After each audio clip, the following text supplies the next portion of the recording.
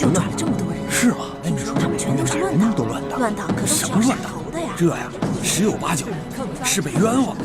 真正的乱党就那么几个。哎，我听说啊，朝廷重惩捕获乱党的官员，每抓一个乱党都有银子，抓多了有官惩的。原来如此。朱哥哥，我这辈子最对不起的人就是你了。从小你对我那么好，可我就知道欺负你。这下好了，以后再也没人欺负你了。你都不知道我怎么着就死了，我死了以后你千万别难过。你找一个嫂子，好好对她，我会在阴间祝福你们的。臭丫头，你嘀嘀咕咕说什么呢？还想耍什么把戏？大人，我真的没耍把戏，我之前真的没骗您。其实我说的那个同党根本不是我的同党，他是我的结拜兄弟龙三。我们俩结拜的时候说好了，虽然不能同年同月同日生，但愿同年同月同日死。可我这都要死了，他连最后一程都不来送我。龙三，我为你受了那么多的苦，我救了你那么多次命，你一次回报都没有。结果我这回京了，还糊里糊涂的把命给弄丢了。而你呢，就知道躲在宫殿里吃香的喝辣的，都不来找我，不来看我。龙三，我诅咒你，以后喝水塞牙，走路摔跤，除非你还清你欠我的所有利息为止。从现在开始，我李一欢跟你断绝结拜关系，以后我们再也不是兄弟了。好了，53刻已到，行刑！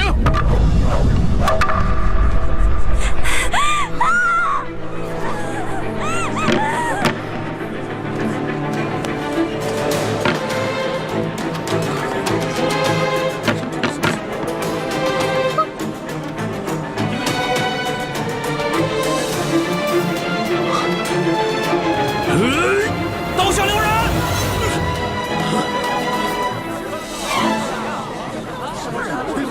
谁在喊刀下留人？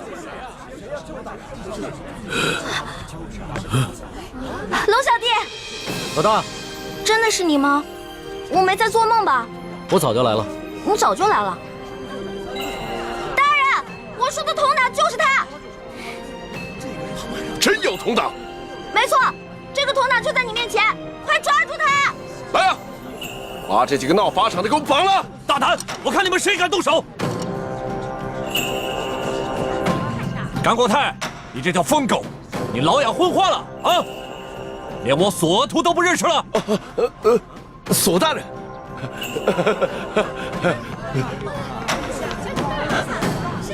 索大人，您怎么来了？我怎么来了？睁开你的狗眼，好好看看，还有谁来了？大人，您这招引蛇出洞，没把蛇引出来，没想到倒引来个真龙天子。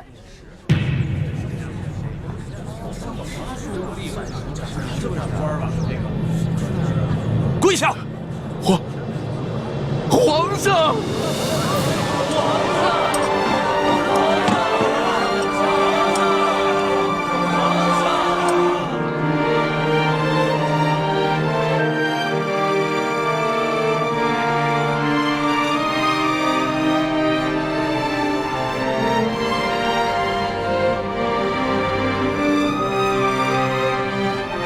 各位臣民，各位百姓，朕接到密奏说，顺天府尹甘国泰贪赃枉法，为求加官进爵，竟大肆抓捕良民，冒充反党，滥杀无辜。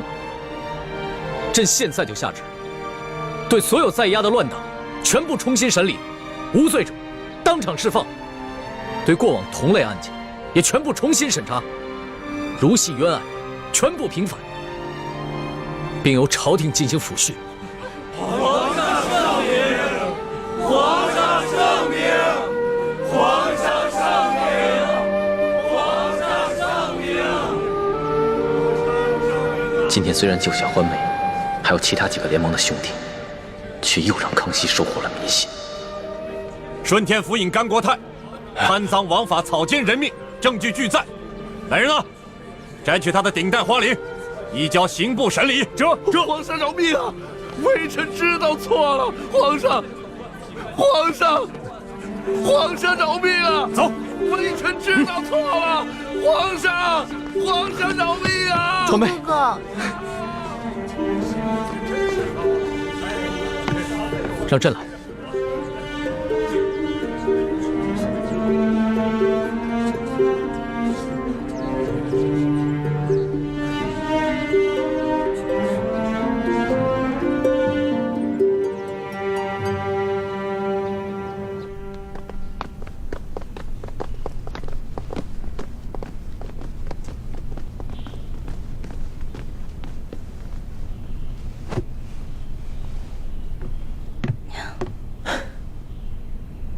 花儿，朕终于找到你了，你终于又活色生香的出现在朕的面前。皇上，你刚才那么任性张扬的把奴婢抱进来，这要让太皇太后看到了，又该说奴婢魅惑皇上，坏了宫里的规矩了。朕顾不了那么多了，你放心，有朕在，谁都伤害不了你。我问你，你那么早到刑场了，为什么那么迟才露面啊？朕既然去了刑场，那当然不能只救你一个人了。朕还要体察一下民情，去看看这个顺天府尹甘国泰到底做了一些什么。但是朕在暗中布置了众多的大内高手，会保护好你和死囚的性命。对了，你居然在刑场上公然诅咒朕，还说要跟朕断绝结拜关系。那还不是你啊！谁让你不敢来救我的？我连着放了3晚的孔明灯，你都没看见吗？朕也连着放了3晚的孔明灯啊，差点就这么错过了。其实我嘴上骂你，说要跟你断绝关系，那也是为了你好啊。因为我怕我真死了，你就会应了那句同生共死的誓言了。朕知道，你一向是刀子嘴豆腐心的，就是这个甘国泰太可恶了。你好不容易从刘德昭的手上逃脱，又被这些贪官污吏给抓起来。你放心，朕一定会一个一个的办了他们，替你出了这口气。你不光要替我一个人出气，我只希望你可以记得在微服私访的时候你对我的承诺，整顿吏治，让全天下的老百姓过上好日子。你放心吧，朕不会忘记的。但是朕现在不想谈国事，你等着。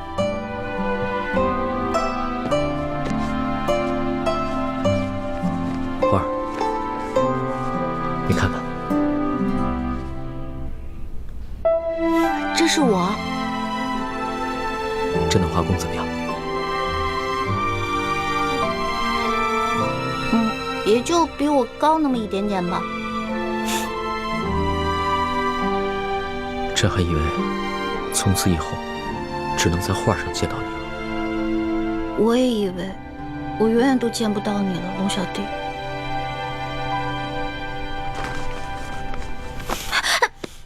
你干什么呀？我只是你的笔墨诗书，我又不是你的嫔妃。你别口是心非了。你知不知道这些日子朕有多想你啊？朕就不相信你的心里一点都不想朕。我，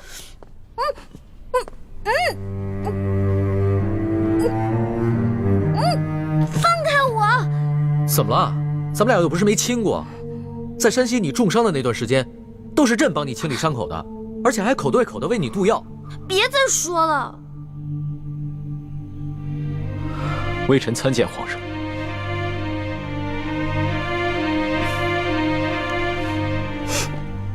进来吧。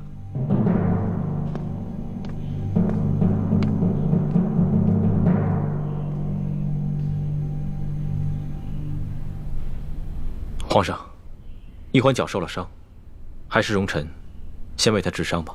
行，你先给他看看脚伤吧。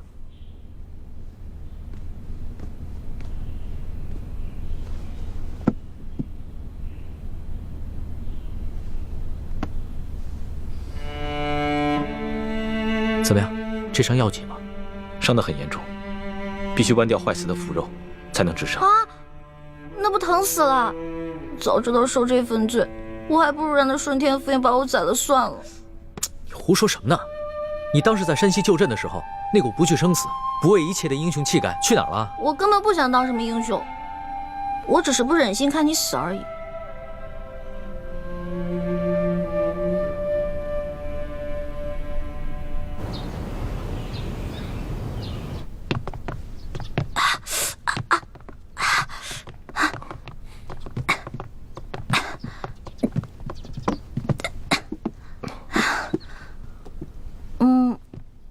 行了，我这没什么事儿了，你们先下去吧。是。朱哥哥，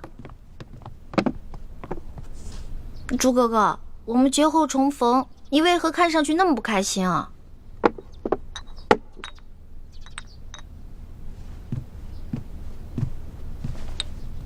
小瓶内服，大瓶外敷。我是欠了你钱了，还是偷了你的米了？这脸臭的跟死鱼烂虾似的。世叔姑娘好生歇着吧，下官告退了。哎呀，怎么了？脚疼。活该，谁让你逞能？真的特别疼。你是脚疼，我是心疼。真正心疼你那个人，是我。朱哥哥，你看，你没事说这些话干嘛呀？哎，说好了，刚才我一个劲儿的跟你说话，是你不理我的。你知不知道这段时间我有多着急啊？像疯了一样到处找你，可你呢，居然愿意为了康熙这个狗皇帝，舍弃自己的性命。你知道我心里多难过吗？因为他是我的龙小弟，我们是结拜兄弟，他有难我肯定要去帮的。如果他换作是你，我也一定会不惜性命去救你的。原来，在你心里，他已经跟我一样重要了。你自然是要比他重要一些的。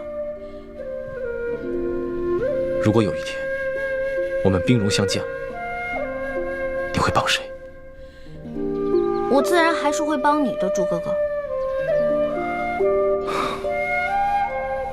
也不知道你现在说的话还有多少是真的，但就算你说的是假的，只要你还愿意撒谎哄我开心，我也把它当成是真的。欢梅，你记住了，不许再为康熙以身涉险了，因为他如果没有你，他还可以继续做他的大清皇帝，还有他的3宫6院72妃。而如果我没有你，我真的是生不如死了。朱哥哥，你没有了我，你还有光复大明的大业啊！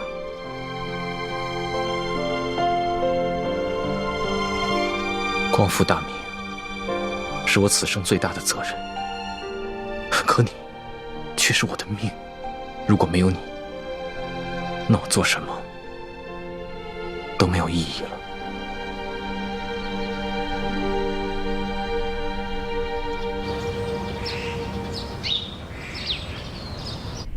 皇上竟然为李义欢去大闹法场，这成何体统？太皇太后，其实这也怨不得皇上。那顺天府尹啊，错抓了一批无辜百姓，冒充是对抗朝廷的乱党去邀功。皇上在法场亲自处置了这个顺天府尹，主要是为了安抚民心，倒也不全是为了世淑姑娘。这小丫头失踪了好几日，皇上呢，竟然呢魂不守舍的。太皇太后，这皇上在微服私访的时候，世淑姑娘多少次出生入死的去救护皇上。皇上正值青春年少，难免会动了真情嘛。啊，是啊，他那是为皇上立过功，可是不管怎样，他把皇上迷成这样，也都是他的罪过呀。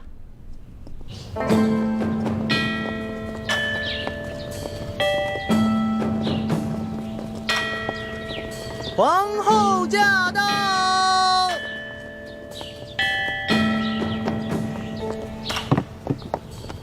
臣妾恭迎皇后娘娘。皇后娘娘吉祥。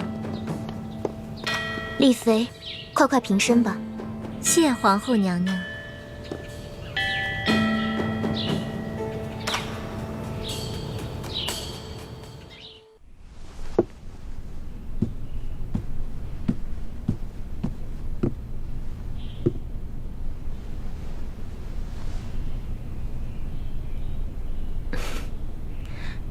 妹妹这如今升了妃位，是越发风华出众了。妹妹何德何能，忝居妃位，全靠皇恩浩荡。本宫此次操办的典仪，妹妹可还满意？当然满意，只是让皇后娘娘太过操劳，妹妹心里实在是不安。妹妹不必客气，打从妹妹这一进宫，本宫就觉着妹妹啊是个拔尖儿的，必定能得到皇上的恩宠。这不，才几个月的时间，妹妹就从贵人升到了嫔，如今又升到了妃位，真是可喜可贺呀。皇上不过是念在王父的情分上，体恤妹妹罢了。如今，妹妹已是无父无母的孤女了，以后还要仰仗皇后娘娘多多照应。本宫此次来呀，就是想跟妹妹说一些提起的私房话。你们都退下吧。是。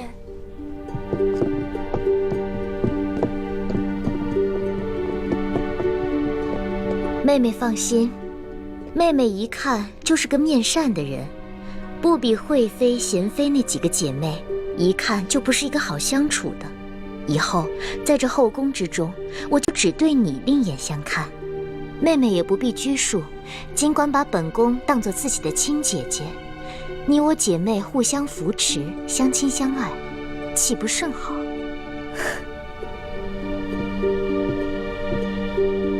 能得皇后娘娘垂怜，是妹妹的福分。多谢皇后娘娘。妹妹，快起来吧。啊，姐姐。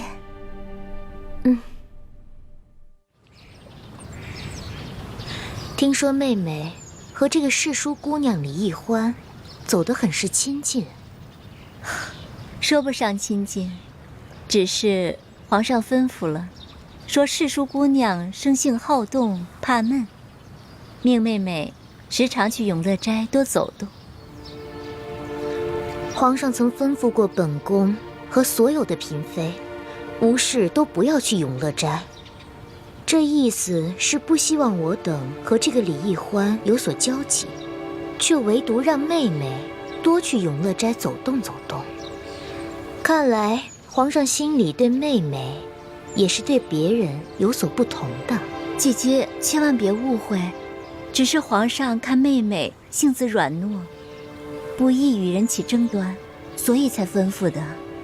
如今妹妹已是无父无母，无依无靠，皇上的吩咐，妹妹不敢不听。感情在皇上的心里，妹妹还不及李易欢尊贵。妹妹是堂堂丽妃，倒成了陪她一个笔墨世书解闷儿的，可不是吗？唉，妹妹，不瞒你说，本宫看到皇上为了李易欢如此着迷，本宫真是忧心如焚呢。姐姐，您贵为皇后，乃是后宫之主，那李易欢再受宠，也不会威胁到您的。如果只是威胁到我这个皇后，倒也是好了。就怕他威胁到的是皇上，是我大清的江山。啊，姐姐何出此言？你此次跟皇上在山西被刘德昭和一帮神秘杀手追杀，显然是身边出现了奸细，故意泄露了你们的行踪。这思来想去，唯有李氏兄妹最为可疑了。可是皇上跟妹妹说，那些刺客都是平西王的手下呀。可能这李氏兄妹就是平西王派来的奸细。李易欢此次舍命救皇上，有可能就是一出苦肉计吧。妹妹，你说本宫能不忧心吗？不瞒姐姐，此次我随皇上出巡，我看着李氏兄妹倒没有什么可疑之处啊。这知人知面不知心呢。妹妹，哎，眼看着后宫之中，你是唯一一个能够进出永乐斋的嫔妃了。不知妹妹可否愿意为了姐姐多多注意这李易欢的动静呢？姐姐放心，一旦我有什么发现，立刻向姐姐禀报。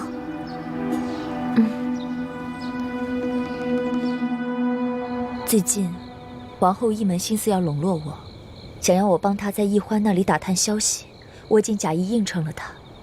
大师兄，以后我们的行动一定要更加小心。我也一直怀疑我们身边有吴三桂的奸细。我原本以为这个奸细应该隐藏在索额图挑选的那30个侍卫当中，但现在这30个侍卫除了纳赛都死了，而纳赛又是索额图的亲侄子，可以排除。所以现在又不知道那个奸细是谁了。会不会是那些侍卫当中有人诈死呢？这是唯一的可能。那个奸细发现我们已经察觉到他的存在，正在进行内部排查，所以就诈死脱身了。只是当时形势危急，我们根本就来不及检查那些尸体，没想到让他钻了空子，给跑走了。真没想到，皇后和索额图居然怀疑你和易欢是吴三桂的奸细。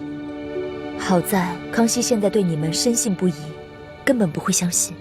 眼下局势如此复杂，先是不明身份的神秘人从永乐斋盗走了铜匣，接着明珠谷又出现了鳌拜的奸细，现在吴三桂埋伏在宫中的奸细又露出了马脚，到处都是看不见的危机。以后我们行事要更加小心。大师兄，你也别忧心，不管形势如何危急，我都会和你们一起共同面对。谢谢你，请程程。走吧。山西本富庶之地，然朕亲见民生疾苦，而地方官各自为政，巧立名目收受税银。朝廷所发赈灾银两、粮食，被各州县官员层层盘剥，真入灾民手中实不足一，灾民食不果腹，流离失所。而众官员香车豪宅，生活之铺张奢靡，犹在朕之上。朕着令，吏部彻查山西贪污之风，以正乾坤。钦此。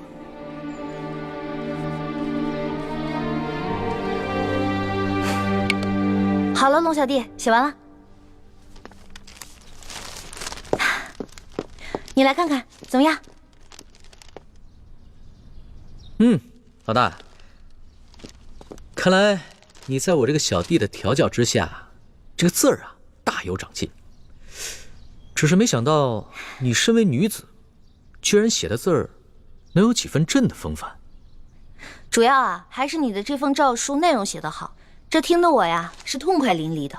以前小的时候，在我们老家，每一次闹饥荒，饿死很多人，当时看着吧，就觉得特别惨。那个时候，你一定在心里把朕骂了几百遍吧？那当然了，这老百姓饿肚子，肯定都是你这个皇上的官儿没当好啊。皇上呀，可不是个官儿。皇上怎么不是官了？虽说这贪污赈灾银两的是山西的地方官，可是呢，你这个皇上可是最大的官儿，这都是因为你的失职导致的。这番话要是在朝堂之上任何一个人说了，朕都不会轻饶的。可现在不是在朝堂啊，而且我也不是别人啊。那你说，你是朕的什么人？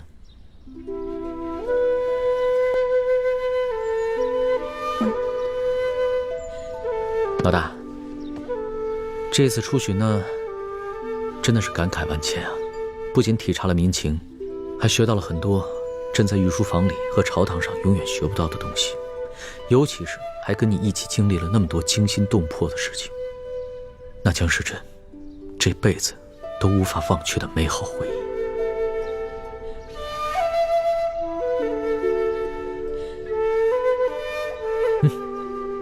你看看这个，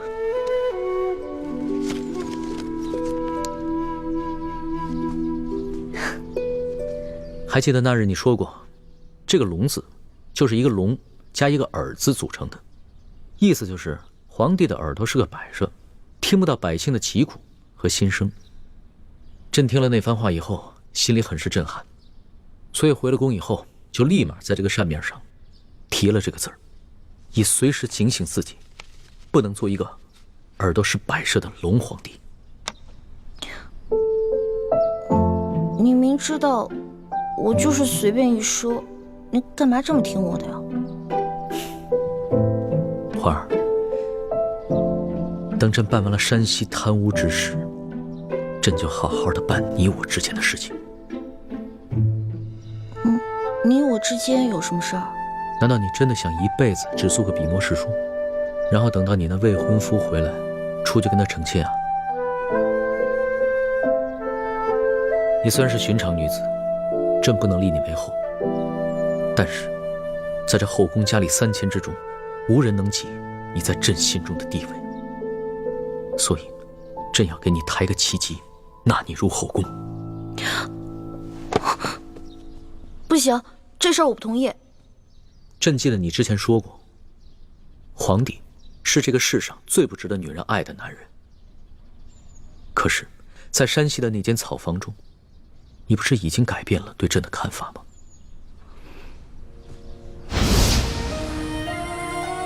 我之前说过，你是天底下最不该爱的人。可是现在我收回这句话，你真的很好。在那间草房中，咱们同居了数日，朕看过你的身子，也把很多第一次都给了你。难道你真的可以做到心里放着朕，还出去跟你那个杳无音讯的未婚夫成亲吗？大不了我谁都不嫁，我不嫁给他，我也不嫁给你。为什么？龙小弟，你是个好皇上，但是我想要的是个夫君，一个只属于我自己的夫君，而不是让这后宫女人又爱又怕的皇上。可是朕没有让你怕朕啊，难道你单独跟朕在一起的时候会感到害怕吗？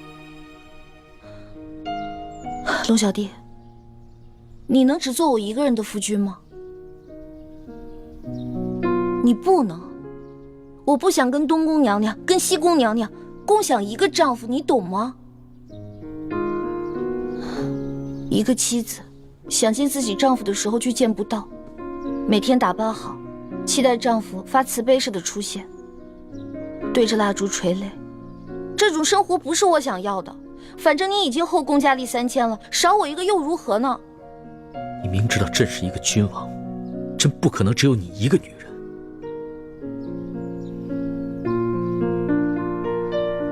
罢了，纵然朕贵为天子，也不可能做到事事如意。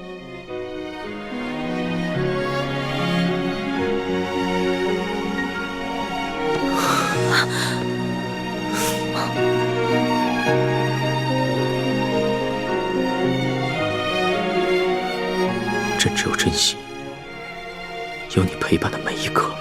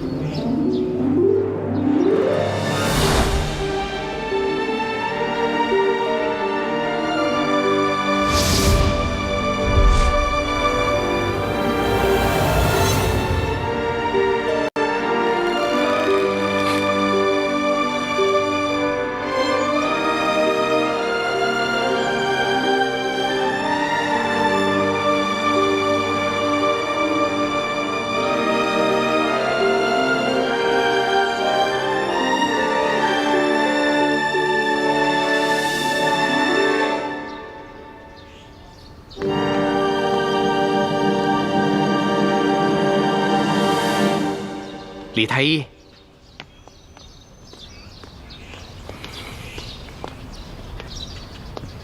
公公有什么吩咐吗？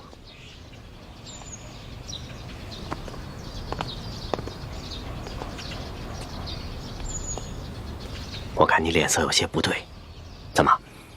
是不是看到皇上宠爱奕欢，你心里不好受啊？这不正是你们想要的吗？你们不就是想骗取皇上的信任跟恩宠吗？这不是我想要的。奕欢年少单纯，对感情的事情非常懵懂。我担心的。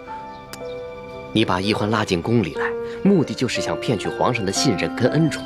可是没想到，皇上对奕欢动了真心，所以你的心里不是滋味。是我大意了，没想到事情会发展成这个样子。唉，看到你们把事情搞成现在这个局面，我也很是不安呐，但我又无可奈何。我知道你跟你爹一直想要光复大明，我劝不了你，可是你们这样做真的很危险，就连我这条老命，恐怕到最后都得给搭上。我劝你，赶紧把奕欢从紫禁城给撤走吧，我年纪大了，受不了惊吓啦。什么？你和奕欢要撤出宫去？康熙跟奕欢的情形，你一直看在眼里。我不能把奕欢留在宫里了。我明白你心里的痛苦，那你们就先撤走吧。这寻找铜匣和查出明珠谷内奸的任务，就交给我吧。眼下宫里的局势如此复杂，把你一个人留在宫里，太危险了。有你这份担心就足够了。你放心吧，我会保护好自己的。对不起，倾城，我是不是太自私了？大师兄，你别这么说。如果任由小师妹留在宫里和康熙继续发展的话，对你来说就是一种折磨。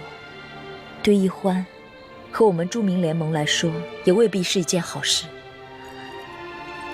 趁他现在对康熙的心思才刚刚开始，赶紧把他撤走吧。谢谢你，倾城。只有你，无论在什么时候，都会为我着想。但是，我却无以为报。大师兄，你的平安和幸福，就是对我最大的回报。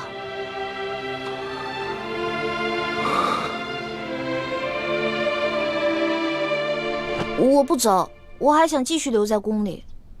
为什么？难道你对康熙动了真心，舍不得离开他了？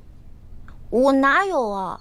昨天在御书房，康熙情不自禁地抱了你，你没有拒绝。我，华梅，以前你对男女之事或许很懵懂，但是你难道没有发现吗？你最近对康熙的感情悄悄发生了变化。朱哥哥，我也不知道，我的心……我不能再把你留在紫禁城了，你马上跟我走。可是铜匣子还没有找到呢，而且潜伏在明珠谷鳌拜的内奸也没找到呢。倾城说了，找铜匣跟查内奸的任务，他会去做。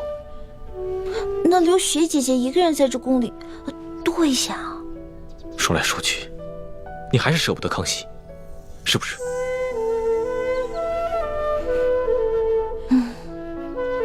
这里就像一个大金笼子，我不可能在这待一辈子的，早晚都会撤的。但是走之前能不能再给我一段时间啊？龙小弟说了，那个刘德昭已经奉旨进京了，难道你不想看一看他就地伏法、大快人心的下场吗？再说了，咱们做这个决定是不是得跟我爹汇报一下呀？问问他的意见。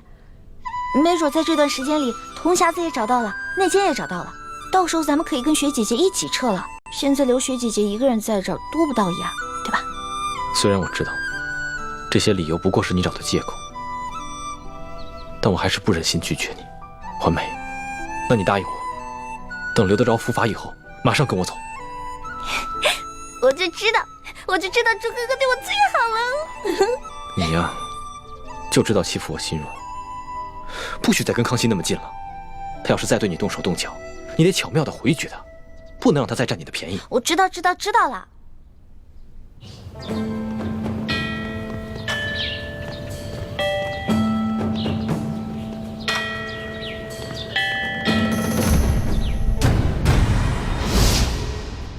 姐夫，玉八赞率着3000精骑进入山西境内接走龙三，既不跟你这个山西巡抚碰面，事后也不差人跟你打声招呼。而现在皇上就宣你进京跟龙三对峙，这事儿我总觉着不大对劲儿啊。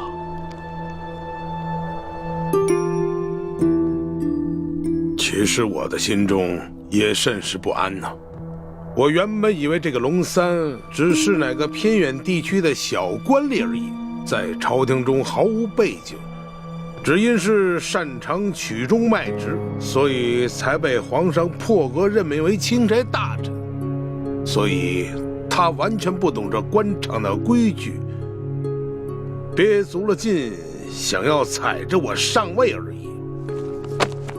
如若如此，我完全有把握将其斗倒。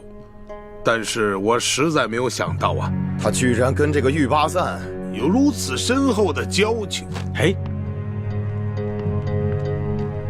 玉八赞是皇族子弟，手中又统领着朝廷最精锐的骑兵，可是他为了一己私交，不奉旨就擅自带兵进入山西境内。就这事儿，咱们能不能揍他一本？秋官啊，此事我们是假装不知。为什么呀？啊，皇家子弟手握重兵，跟朝中大臣勾结，这是皇上的大忌啊！你懂些什么？这个龙三回京之后，必定在皇上面前举报我诸多的罪状。到现在为止，皇上没有下旨捉拿于我，只是让我奉旨回京与那龙三对峙。这说明了什么？这就说明了我抢先在龙三之前呈给皇上弹劾龙三的折子起了关键性的作用。秋官啊，在这个微妙的时刻，我们只需要集中我们所有的精力和力量对付龙三一个人，以免树敌太多呀。你说的也有道理。那咱们怀疑丽嫔是一江湖女子假冒之事，如何处置？哎呀，此事太过匪夷所思啊！这个丽嫔跟舒婉心两个人居然长得是一模一样，到现在为止，我们也没有找到真正的舒婉心。那我们又如何能证明这个丽嫔娘娘她是假冒的？那舒婉心早跟那个孟祥和私奔去了，我正查探。现在时间已经来不及了，我先奉旨进京。丽嫔娘娘的事情暂时先不提了。秋官啊，待我找到真正的舒婉心之后，你即刻进京来见我。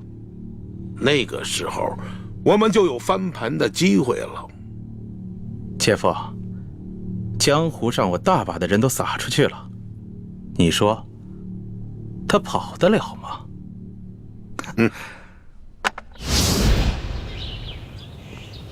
索大人且慢行。怎么了？下官见过索大人。哎呀呀呀！你这是干嘛呢？你别这不，索大人，下官没有别的意思，下官只是想请索大人给下官透露些口风。下官此次进京到底是凶还是吉呀？哼！哎呀，你呀，你呀，索大人教训得对。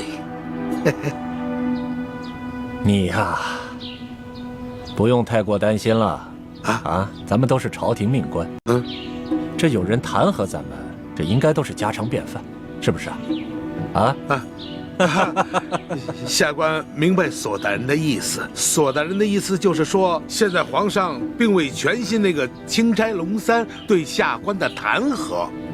你呢，且安心的去觐见，你此行一定是有惊无险。多谢索大人指点。行，走着。请。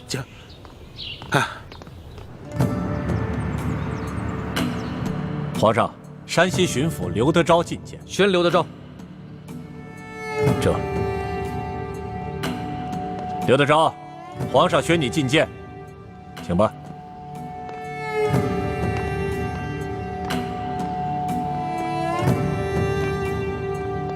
刘德昭，还不赶快跪下拜见皇上？山西巡抚刘德昭叩见皇上。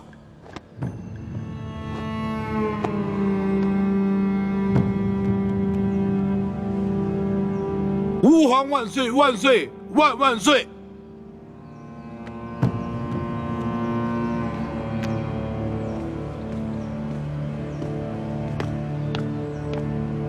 刘大人，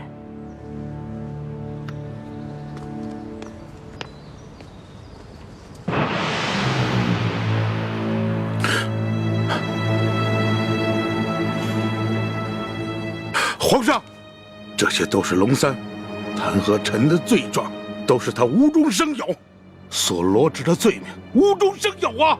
刘德昭，钦差大人与你无冤无仇，为何要无中生有罗织罪名来诬告你？回皇上的话，这龙三向臣索贿不成，所以怀恨在心。他暗中勾结牛角寨上的悍匪，盗抢我府库的官银，还有这龙三，他私刻玉玺，伪造密旨，干涉我山西地方政务。皇上，这一桩桩一件件，臣据查实。皇上，请皇上明察。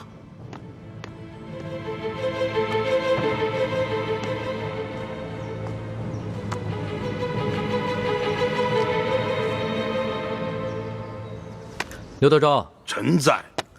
你文才不错嘛，言语之间的逻辑倒也紧密，难怪你能一路升迁，官拜2品。谢皇上盛赞，臣实在是愧不敢当啊。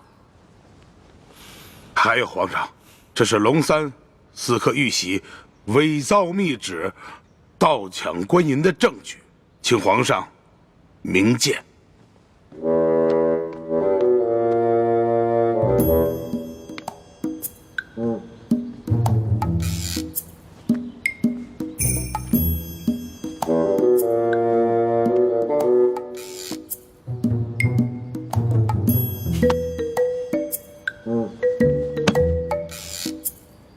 没错，这个玉玺和密旨都是假的。皇上，除了这些物证以外，臣还有人证。此人证乃是山西总兵书监大人府上的管家，他可以作证。这龙三在借住舒府期间，曾经率领手下乔装改扮，勾结山匪盗抢官府库银。如果皇上想亲自御审此案的话，可召此人进宫质询，此案可立百于天下。不必了，这儿有3个人证，个个都比你那个舒服的管家重要。他们每一个都能证明这龙三假传圣旨，伪造玉玺，乔装改扮盗抢官银，甚至还谋害朝廷命官，杀了你手下一员姓杨的参将。吾皇圣明啊！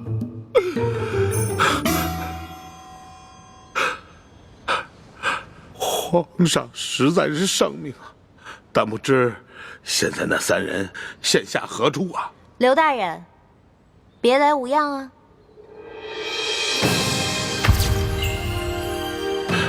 皇上，此女子乃是龙三的贴身丫鬟呀。刘德昭，我也是证人之一，你可还记得我？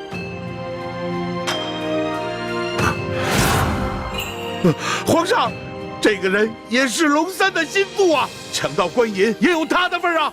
皇上，不管他们说什么，你可不要听他们的谗言呀。皇上，何止他们俩有份儿？刘德昭，臣在。你为何不抬起头来看看朕？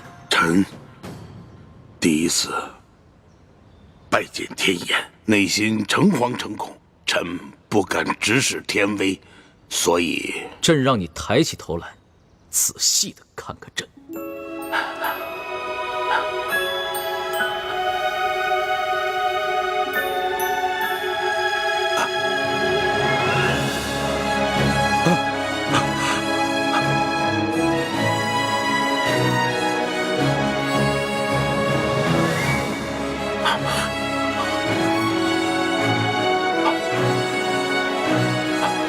皇上，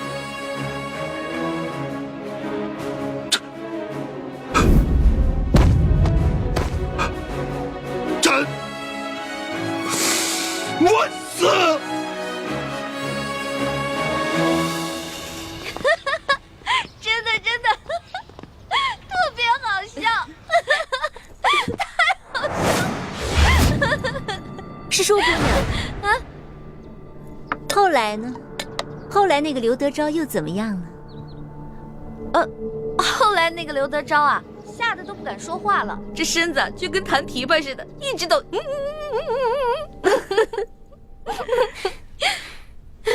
还真是有趣。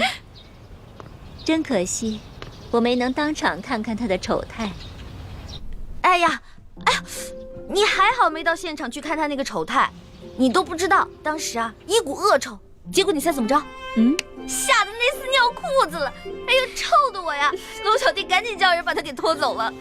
真是没想到，那个刘德昭当初在山西作威作福不可一世，原来这么脓包啊！可不嘛，你都不知道，被拖出去的时候，那厮吓得都不敢说话了，那眼睛是往上翻的，然后吐着白沫，就这样，基本就这样的。这永乐斋这么热闹啊！皇上吉祥，皇上吉祥。臣参见皇上。哎，不必多礼。这个永乐斋啊，是紫禁城里边最自由、最轻松，也是最开心的地方，大家随意就好了。一欢呐，一欢，你可真是朕的开心果啊！朕每次一见到你的笑容，听到你的笑声，就觉得浑身神清气爽，心里充满了阳光。龙小弟，你可是堂堂的皇上，你怎么能学别人听壁角呢？朕还用得着听壁角啊？你这个声音啊，隔着院墙都能听得见。这么看来，你这脚是不疼了？脚是不疼了呀，不过走起路来还是会一瘸一拐的，特别不好看。哇，你也注意起走路的姿态了。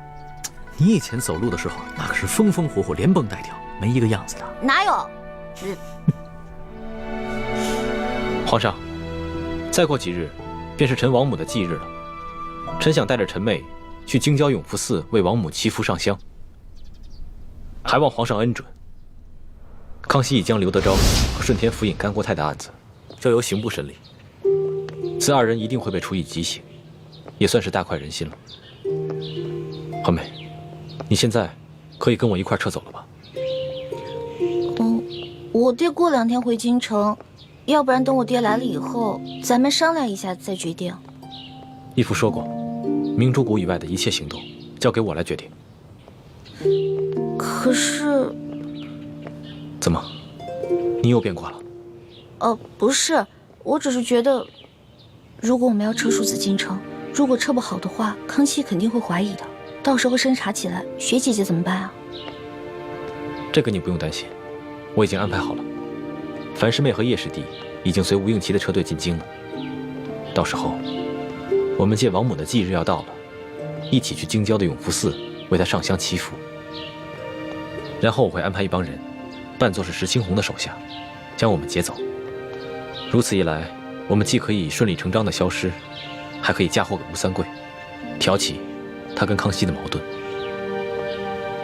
哦，好吧。好，朕准了。到时候啊，朕让礼部的人准备一下，在永福寺给令堂做一场追奠。多谢皇上，臣母能享此哀荣，是臣兄妹天大的荣光。你先别急着谢朕，朕还有一项很重要的差事要交给你去办，不知你是否愿意？臣愿听凭皇上差遣。这个刘德昭和顺天府尹甘国泰的案子虽已交由刑部审理了，但是朕明白，这朝中的大小官员中，不知还有多少刘德昭和甘国泰。朕想让你和索额图做钦差，组织一帮有能力的官吏，暗中清查其他官员，看是否还有人故意制造冤假错案，冒领功勋，以此作为整顿吏治的开端。皇上，这恐怕……怎么，你不肯？你要是有什么顾虑，就尽管说出来，朕替你解决。微臣不敢，只是臣乃小小的太医，恐难当此大任。这个整顿吏治啊，必定会得罪一大批官员，尤其是那些享有特权的八旗权贵，这是一件吃力不讨好的差事。索额图虽然能力强，但他毕竟是满臣，肯定会因为种种情面不便下手，所以朕想破格任命你为钦差，把那些贪赃枉法、鱼肉百姓的国家路洞全部给揪出来，明正典刑。太好了，朱哥哥，这可是一件利国利民的大好事儿啊！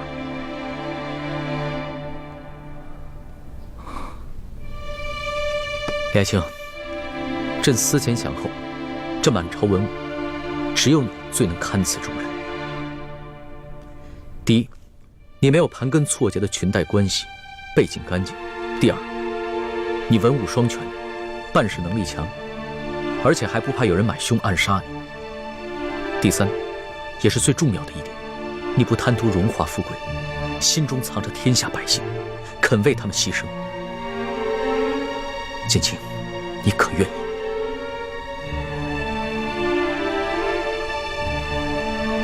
哎，朱哥哥，你就答应龙小弟吧。这件事不光为了龙小弟一个人，还有全天下的老百姓呢。你想，咱们已经见识到了刘德昭和甘国泰的恶行了，可是天下还有多少甘国泰和刘德昭呢？还有多少老百姓正在承受他们的欺凌？你忍心不管吗？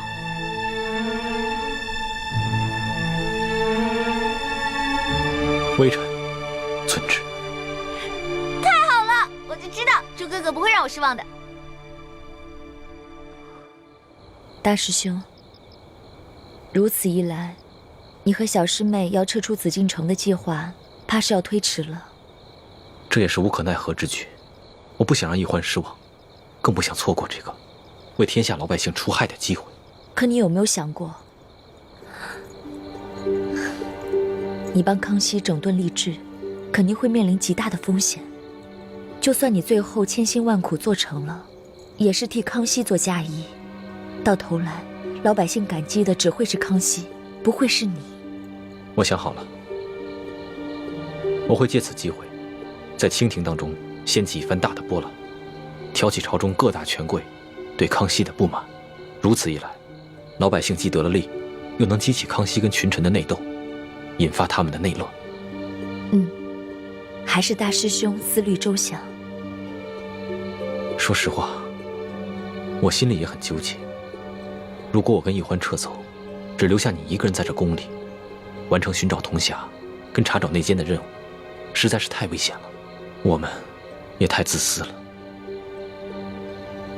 大师兄，我知道你心里装着我们每一个人，你希望把每一件事都做到完美，对得起我们所有人。可是这样的话，你会很累的。就像这一次你决定留下来，那小师妹和康熙又会继续朝夕相处，这对你来说实在是一种折磨。若易欢能像你这样了解我，在乎我的感受，那就好了。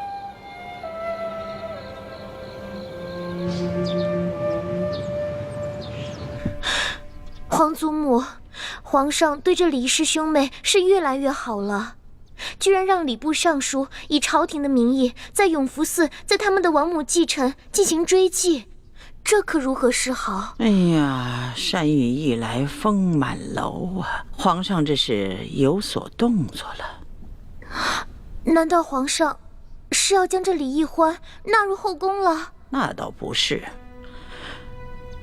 皇上如此笼络李建清，是想李建清和索额图一同协助他整顿吏治。皇上这次微服私访之后，心境大变，言行激进的，哀家是担心他掌握不了分寸，动摇了朝纲啊。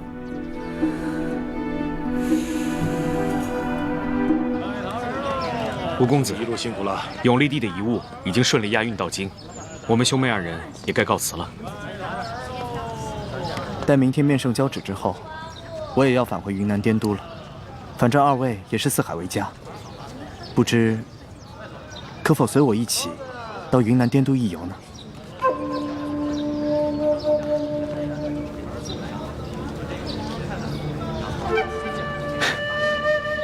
多谢吴公子盛情相邀。这样吧，容我们兄妹二人多考虑几日，再做答复。也好，那我等你们的消息。吴公子，后会有期。后会有期。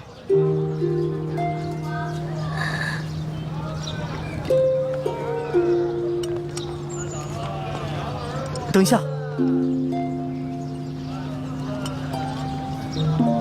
千羽姑娘。这驿站附近有一个镜湖，今晚可否在那儿一见？我有一件礼物要给你，也算是留个纪念。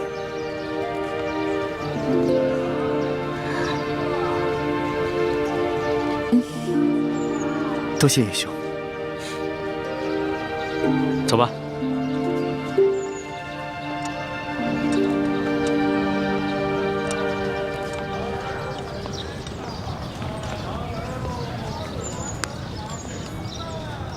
二公子，你果真要带着二人去云南？怎么？有何不妥吗？这叶氏兄妹可是来路不明的江湖人士。父王不是跟我说过了吗？要多多结交这些江湖能人。可是卑职觉得这兄妹二人另有图谋。这一路走来，若他们真有什么图谋，那早就暴露无遗了。行了，你不用说了，我自有分寸。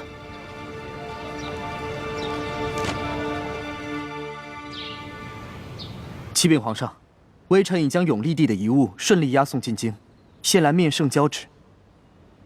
凭什么？谢皇上。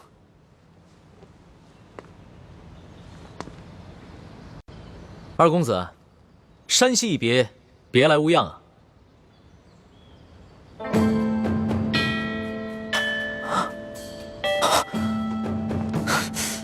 微臣眼拙，在山西居然没有识出龙颜，微臣罪该万死。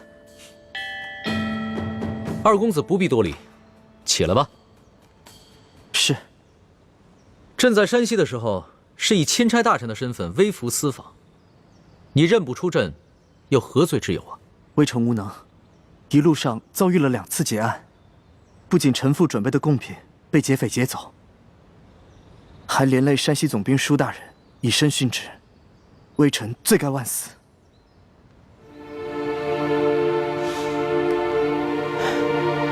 这山西劫案一事，朕已查明，是鳌拜的余党刘德昭所为，与你毫无关系。你一路护送永历帝的遗物进京，甚是辛苦。你和平西王对大清那是忠心耿耿，朕得好好的赏你。谢皇上恩典。起来说话吧。是。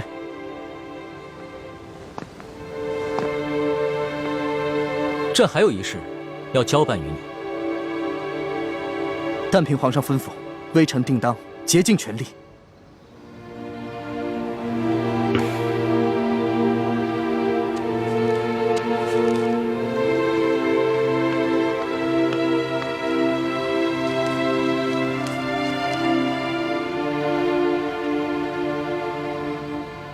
这单子上面的药材都是云南独有，有劳你回了云南之后尽快置办，用快马送至京城。回皇上，这单子上的药材确实是云南独有，不过有一些是现成的，有一些却需要花点时间去置办。那就尽快抓紧时间置办吧。是。你进京之后，可曾见过你大哥？回皇上，臣乃外臣，未得圣旨，不敢擅见额父。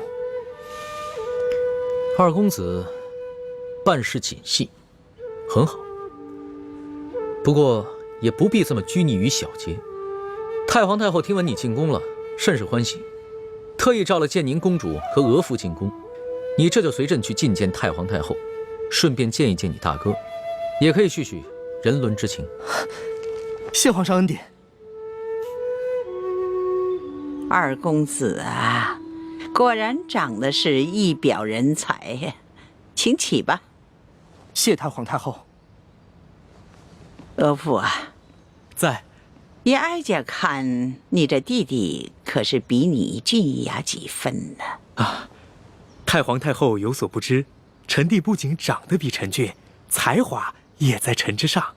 以前在王府里，臣父总是批评臣什么都不如弟弟。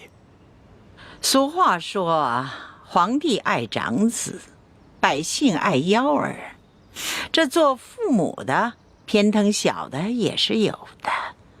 在哀家看来，你们兄弟俩各有千秋啊，都不错，真是虎父无犬子啊！谢太皇太后美誉。不知二公子可有婚配？启禀太皇太后，臣父已给微臣在滇都定下了一门亲事。啊，哀家还想将一个格格许配给你，不想你已经定亲了。哎，这样也好，免得你父王埋怨哀家，将2个儿子都招了女婿留到京城，让他在身边都没有一个继续孝敬的人了。多谢太皇太后垂爱，是微臣无福，微臣一家都特别感恩朝廷的关怀。请坐吧。谢太皇太后。哎，哀家虽然老了，但是并不糊涂。哀家知道平西王对大清是忠心耿耿啊，所以你一到京，哀家就想召你来见见。太皇太后和朕呢，还特意为平西王准备了一份厚礼。来人，将礼物拿上来。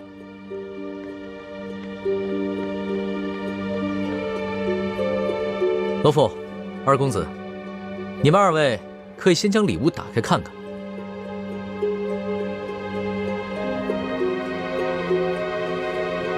臣遵旨。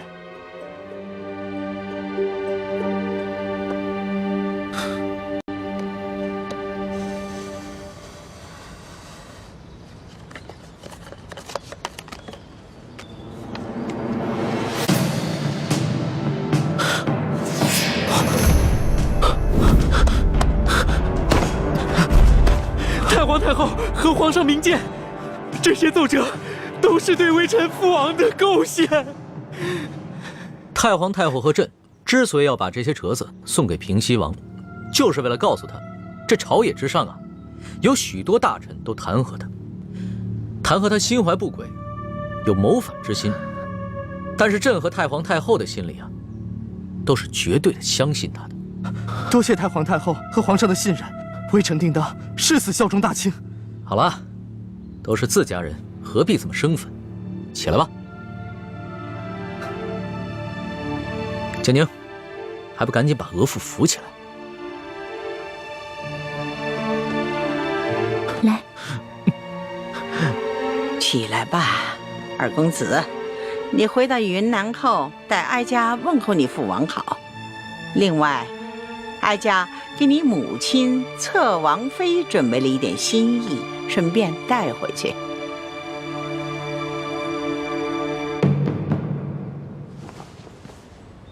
微臣代母亲多谢太皇太后恩典。啊，额驸、二公子，你们兄弟难得一见，大可不必在哀家这里立规矩了，还是到额驸府去续续亲吧。啊，建宁，你留下来陪哀家说说话。微臣告退。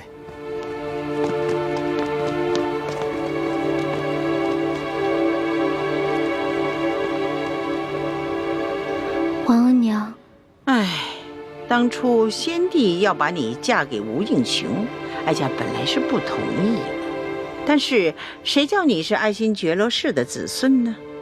建宁明白，建宁定会好好侍奉夫君，替皇额娘分忧。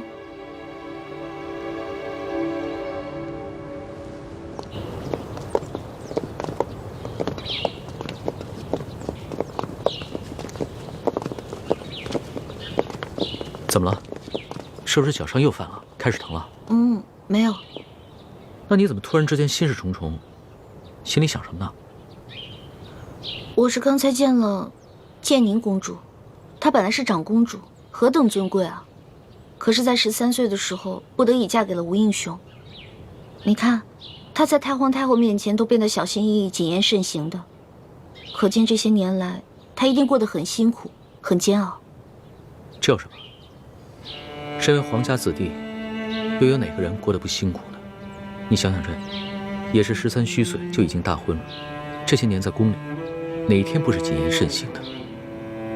直到遇见了你，朕的日子才变得有趣了一些。龙小弟，其实我有点害怕。害怕？怕什么？太皇太后，我看他老人家对你挺好的呀，知道你爱吃点心，还赏了你一盒桂花糕呢。太皇太后跟你不也重重赏了吴家二公子？但是，原来你说的是这个呀。这个吴三桂啊，是朝廷的心腹大患，朕和太皇太后也是逼不得已的。你又不牵扯政事，也不必别人家头疼，你就跟着犯晕呢。龙小弟，我有一种感觉，平时没人的时候，你在我面前就是我的龙小弟。我觉得我离你特别近，我们很亲近，但是一旦有别人在，你就是皇上，那个时候我就会觉得我们两个之间的距离其实好远好远的。其实你说的这种感受，朕明白，但是朕没有办法。身为皇帝，就是不能和任何人太亲近，不能让别人把自己看得太清楚，否则的话，只会被臣子拿捏得死死的。你已经是这个世上离朕最近，把朕看得最清楚的人。那会不会有一天，太皇太后或者是你，因为这个砍了我的脑袋呢？你这个小脑瓜子，天天想什么呢？老咒自己被砍头。放心吧，朕是和你拜过把子的，说好了要同甘共苦，生死与共的。